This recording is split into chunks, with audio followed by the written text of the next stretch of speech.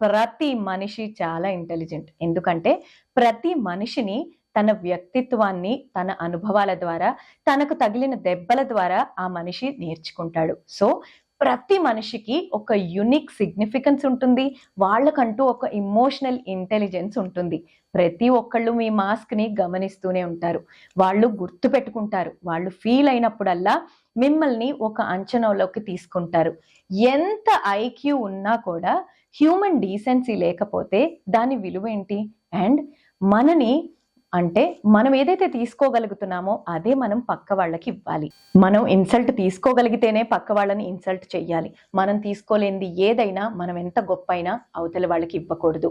పక్క మనిషిని, సాటి మనిషిని మనిషిలా చూడలేకపోయినప్పుడు ఎంత చదువైనా మనకి ఏం విజ్ఞత ఇచ్చినట్టు? ప్రతి మనిషి దగ్గర 4 మొఖాలుంటే అది బ్రిలియన్స్ కాదు. Lack of inner clarity.